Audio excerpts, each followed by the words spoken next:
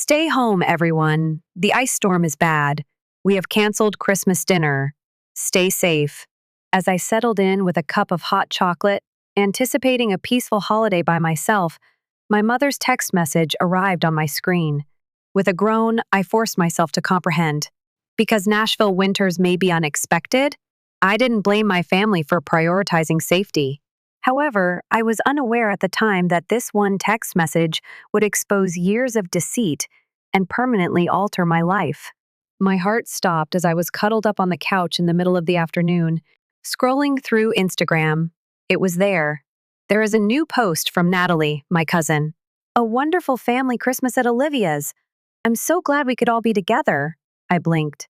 Staring back at me was a photo of my whole family, all of them grinning around the dinner table. Mom and Dad, as well as my grandma, aunts, uncles, and cousins. They were all seated around my younger sister. Olivia's exquisitely adorned dining room table, their faces beaming with joy. The same family informed me that they had canceled Christmas. I could see bright blue skies without any storms or ice through the wide windows in the background. My throat tightened with each breath. They have deceived me. As I scanned through more pictures, my hands began to shake. Dad was carving the turkey that I had helped select. Mom is arranging her famous Christmas cookies, which I didn't help bake this year. As my nieces and nephews unwrapped presents, Olivia laughed with them. They never wanted me to be a part of their ideal Christmas. A wave of realization washed over me. This year wasn't the only one. How many times have they previously made up cancellations of family events? How many times have I viewed photos of events that I was unaware had even taken place? Had I been shut out for years? Had I ever truly been a member of this family?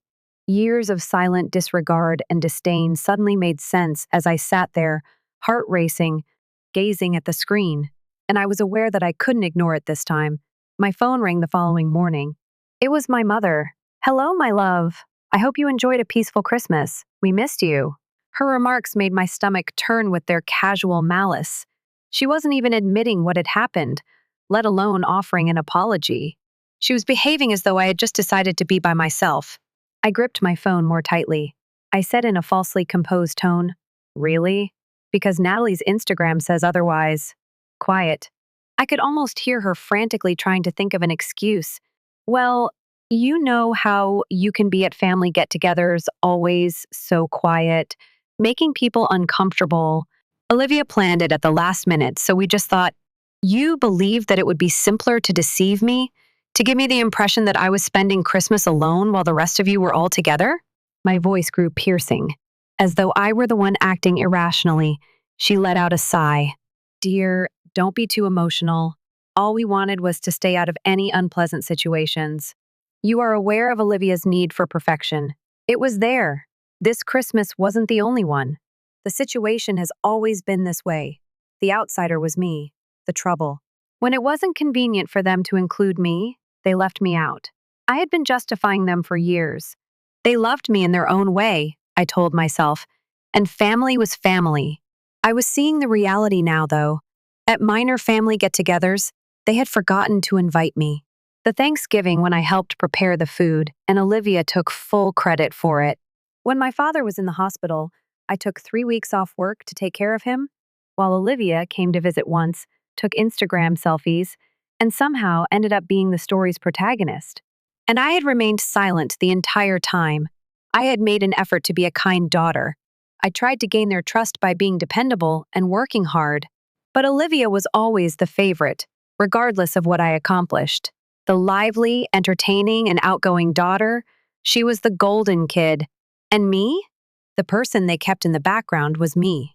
So far, because I wasn't going to act like it didn't hurt for the first time, I asked, "How many times?" in a voice that could barely be heard over a whisper. Mom paused. I applied more pressure. "How many times have you convened without my presence, without informing me? And how many times have you deceived me about the cancellation of events?" More quiet. "Catherine, you're being too sensitive," was then cut. I gave a sour laugh. That's always the justification, isn't it? I'm too sensitive. I don't put in enough effort. And so Olivia gets to be the ideal daughter while I'm treated as though I'm nothing. "That's not fair," Mom said. "We love you both equally." but Olivia just puts in more effort to be part of the family. I nearly dropped the phone. Effort? The first shattered. My mind rushed back to the years of work one had done, the compromises I had made, the sacrifices I had made, and the times I had had to bite my tongue to maintain harmony. They never saw it, though. They were never interested in seeing it. Mom's voice hardened as she sighed. Listen, perhaps we should give each other some space if you're going to behave in this manner. When you're prepared to be reasonable, give me a call. Click. The line died. That was the end of it. Everything changed at that point. I finally saw them for who they truly were at that point. There was no family for me. There were others who regarded me like an afterthought, even though they shared my DNA. And I was done acting like it was sufficient for the first time in my life. As I sat there looking at my phone, years of suffering culminated. They would never be satisfied with me. So why not try again? At that moment, I had a thought. If they wished to exclude me from their idyllic family photo, I was going to demonstrate to them the exact consequences of ignoring the one person who has always been there. And now, I wouldn't remain silent about it. After my mother hung up, I spent a considerable amount of time staring at my phone. My hands were shaking with clarity, not despair. This was not a straightforward error or misunderstanding. It was a deliberate decision, a trend. I had had enough of keeping silent about it. I got my laptop open and began typing. It's okay if they wanted to act as though they hadn't done anything wrong, or if they wanted to deceive me into thinking I was too sensitive. In black and white, I would reveal the truth to them. To email family group subject, since you all didn't remember to add me, I inhaled deeply before starting. Hello, everyone. I hope Olivia's Christmas dinner was fantastic for everyone. Well, hold on. I wasn't supposed to be aware of that, was I? Before continuing, I paused to allow the words to sink in. You see, Mom and Dad, you informed me that an ice storm had forced the cancellation of Christmas. Everyone was staying at home for protection, you told me. But then I saw the pictures that Natalie had shared. The home was full. The table was full. You are all together. You are all deceiving me. I continued typing even though my fingers became tense on the keyboard. I already know the truth, therefore I'm not writing to ask for an explanation. This was not a last-minute strategy, nor was it an accident. It has always been that way. You conveniently forgot to invite me to all of the canceled events. Let's face it, the reason is because I don't fit your ideal of a perfect family. I didn't hold back. I wrote about how I had worked hard, shown up, and helped when they needed me for years in an attempt to prove myself. While Olivia showed up for an hour and somehow received all the attention, I reminded them of the time I took 3 weeks off work to care for Dad following his operation. I drew attention to the fact that they praised Olivia for everything, but they hardly acknowledged my accomplishments. I then delivered the last blow to them, and you know what? I was still prepared to think that perhaps just possibly you all were concerned. However, this Christmas, this is when I finally stopped telling myself lies. Congratulations, then. You desired a family without me that was ideal. You have it now. I've included screenshots of their perfect Christmas meal from Instagram next to my mother's text, asking me to stay at home. I signed off after that. I hope it was a tasty supper. I hope losing a daughter was worthwhile. Catherine. For a moment, I hovered above the send button. I took a big breath and clicked. I sent it. The responses came in almost immediately. Aunt Margaret sent the first email. Catherine, I'm sure that nobody intended to hurt you. This was just a big misunderstanding. This is Uncle Rob's second email. Wow, Catherine, you've ruined the holiday. It's so juvenile to broadcast family drama like this. Natalie, a cousin, sent the third email. There was just a removed Instagram post, no text. She had removed the Christmas photos. I learned everything from that. I read on. Other family members added their voices. Some tried to appear uninformed, while others were defensive. However, none of them genuinely expressed regret. Finally, my mom arrived. Her reaction was just what I had anticipated. Catherine, it's unbelievable that you would degrade us in this way. Olivia is crying, and your father is quite disappointed. Do you truly believe that we excluded you on purpose? You're demonstrating just why we were attempting to avoid embarrassing situations. Everything is always about you. If you're going to behave this way, perhaps we do need some space. Gazing at the email, I felt nothing. No grief, no rage, no guilt, since their true face was this. They had no regrets about harming me. They expressed regret for their discovery. Olivia texted a couple of hours later.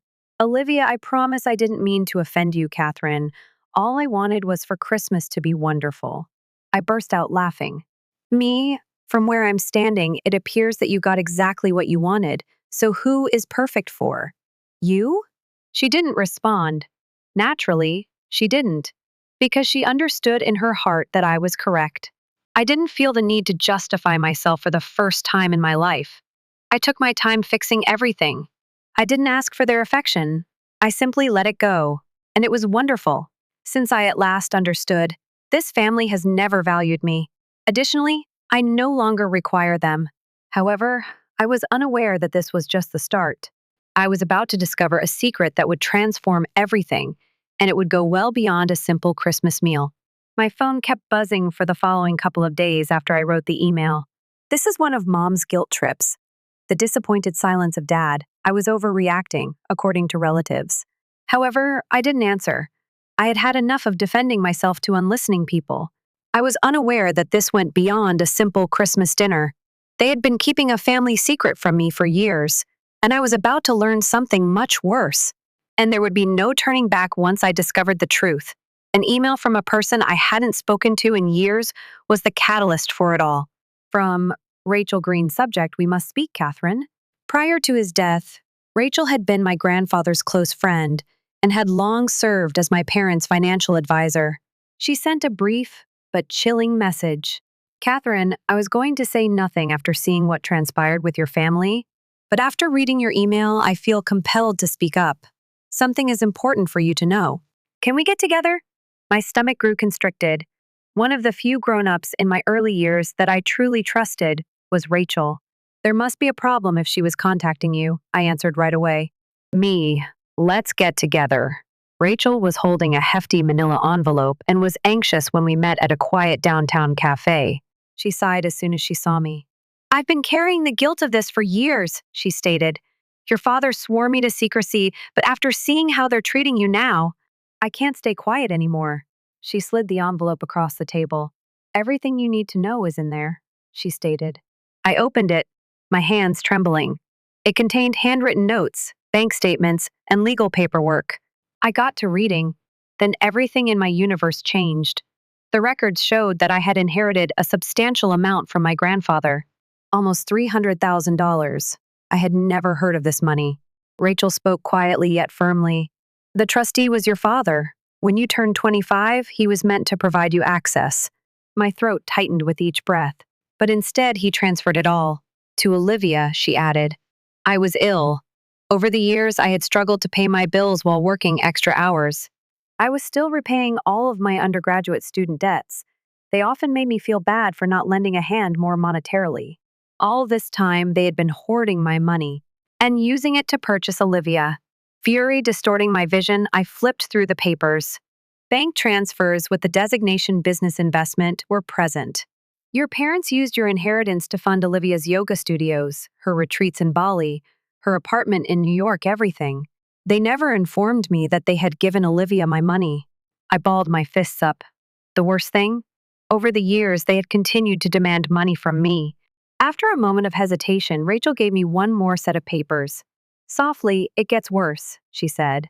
She indicated a contract that I was unfamiliar with. Remember when you were 18 and your parents made you sign certain documents? You were informed that it was for making urgent medical decisions. Slowly, I nodded. Rachel's face grew serious. It wasn't just that, she said quietly. That document also gave them complete control over your financial interests. I was filled with nausea. They used it to sell off property that was rightfully yours, assets left to you by your grandfather. I clutched the papers, my eyes fluttering. Someone had robbed me, not only cash. My future was snatched by them. And since I had trusted them, they had done it so effortlessly. I reclined, feeling the burden of years of dishonesty bearing down on me. They made me feel bad for not doing enough after robbing me. For years, they had looked me in the eye and acted as though they loved me, all the while using my money to support Olivia's whole existence. I shut the envelope after swallowing the lump in my throat. Why tell me now? My voice was hoarse as I asked the question. Rachel paused. I've observed that your mother is trying to depict you as unstable in her social media posts. Before you learn the facts, they are attempting to discredit you. My blood became frigid. They were so anxious to silence me because of this. My thoughts were racing as I gazed at the materials before me. They had made me feel inferior for years. They had been treating me like I was nothing and Olivia like she was gold for years. They had accused me of being overly sensitive for years. However, this was deception. It was theft. This was illegal, and I had had enough of them getting away with it. Rachel touched my hand tenderly. What are your plans? I let out a slow breath. I'm going to make them pay. I did what I did best as soon as I arrived home. I dug. As an accountant, I was well versed in following a paper trail. We are responsible for each and every illegal transfer. Every power of attorney was abused. We are examining each and every fake document. I kept a record of everything. I then gave a lawyer a call. She was an estate fraud specialist named Sarah Chen. She made a definite decision after weighing the evidence. Catherine, this is an example of financial exploitation straight out of a textbook. She bent over. We can file criminal charges. I tightened my jaw. I could visualize my parents' smugness, their haughtiness, and their conviction that they could treat me however they pleased without ever being held accountable. They believed me to be weak. They believed that I would never defend myself. They were mistaken. I had to decide what to do. I would be ruining my entire family if I went ahead. However, hadn't they done it to me before? Had they not already deceived me in the most heinous manner? I reflected on the years of hardship, the debt, and the hurt of feeling like an outsider. Olivia continued to live off of my stolen wealth at this time. I made a decision. There was more to this than retaliation. Justice was at issue here. I inhaled deeply. Let's do it, I said to Sarah. Let's bring them down. I spent 2 days preparing with my family for the impending conflict. Bank statements, fraudulent transfers, and signed paperwork proving they had stolen my inheritance and sold property that should have been mine were all I needed. I was going to give them one last chance to put things right now. However, I already knew the truth in my heart. They refused to come clean. They refused to say they were sorry. They would attempt to control me, change the narrative, and paint me in a negative light. This time, I was ready to face them. I emailed Olivia and my folks a brief email. Subject, we must speak. Message, this is your one opportunity to make amends for what you did. Come to my apartment on Saturday at noon. No justifications, no courteous language. I had finished their game. And they arrived on Saturday, just as I had anticipated, self-righteous and self-assured, as if they had nothing to fear. With her lips pulled into a narrow line, Mom entered first, followed by Dad, who maintained his customary composed authority. Olivia, naturally, appeared irritated, as if she were being made to handle something beneath her. I pointed to 3 well-organized folders on the dining table, one for each of them. Before anyone speaks, read these. After a moment of hesitation, my mother and Olivia followed my father, who sat down first and opened the folder. As they went over the proof of their own treachery, the only sound in my flat for 5 minutes was the rustle of paper. Then, even though my dad's voice was sharp, I could hear the crack in his assurance as he said, "This is ridiculous." I reclined. What's so absurd?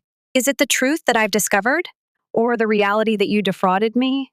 Naturally, Mom immediately went into damage control mode. Sweetheart, you're misunderstanding? Understanding? I chuckled sharply and icily. You stole about $300,000 from my estate. You sold properties meant for me. You funded Olivia's life under my name.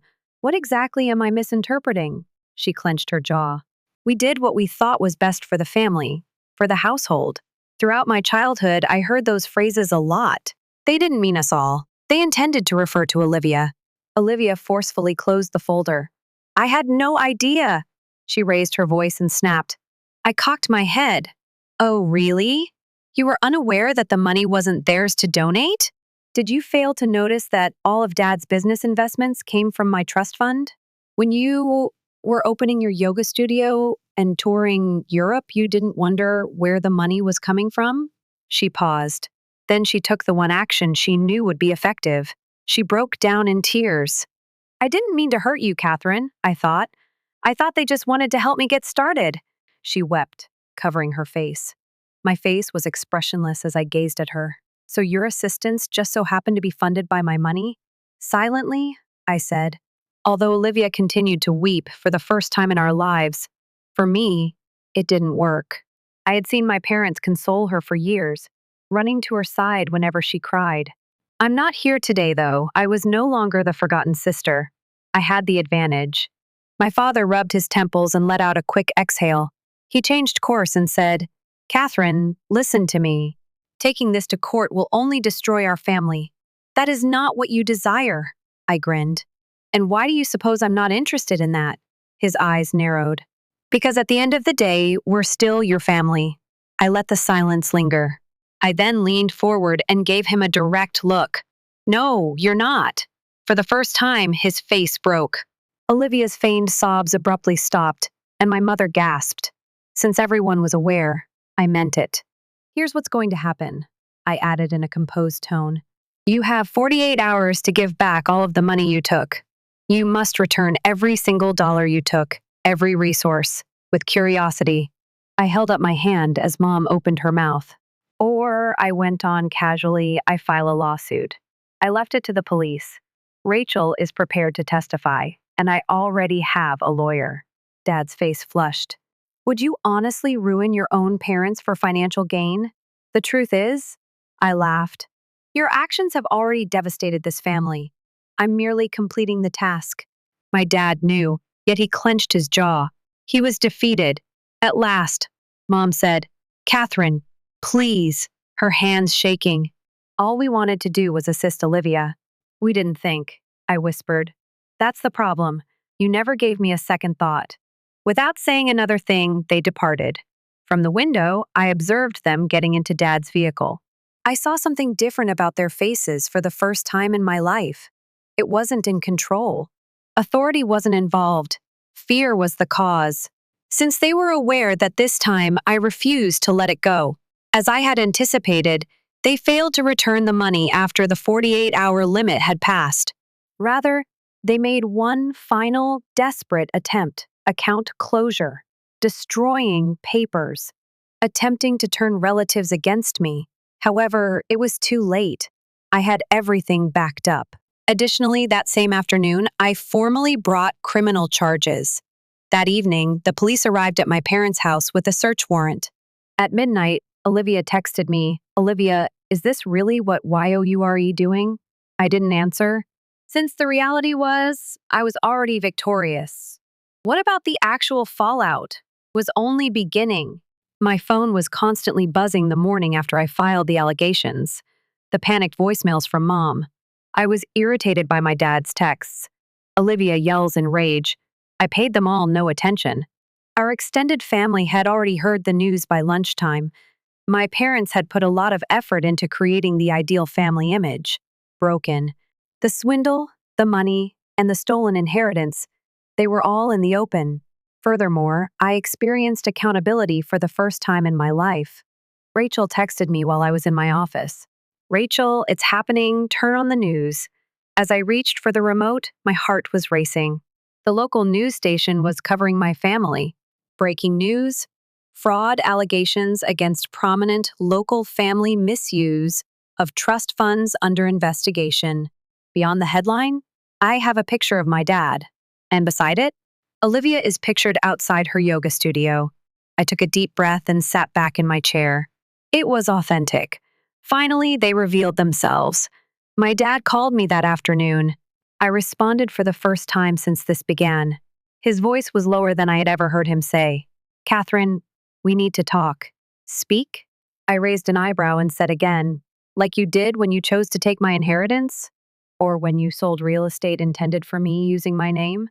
He sighed, and I heard it. Look, we made mistakes, but you don't have to ruin our lives over this. I let out a chilly, acrid laugh. Funny, I replied. That's exactly what you did to me. Mom arrived at my flat less than 1 hour later. She appeared worn out and had lost all of her usual refined beauty. She wasn't invited in. Catherine, please, she said in a tremulous voice. You must put an end to this. Your dad might end up behind bars. I folded my arms.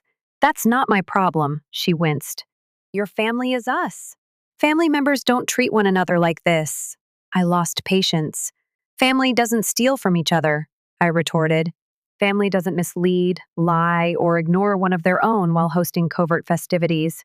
You treated me like family for years. You decided not to. She started crying. But we love you. I chuckled once more because it was just absurd now. No, Mom, I gently said. You enjoyed dominating me. You're afraid now that you can't. However, you ought to be. In her face, I closed the door.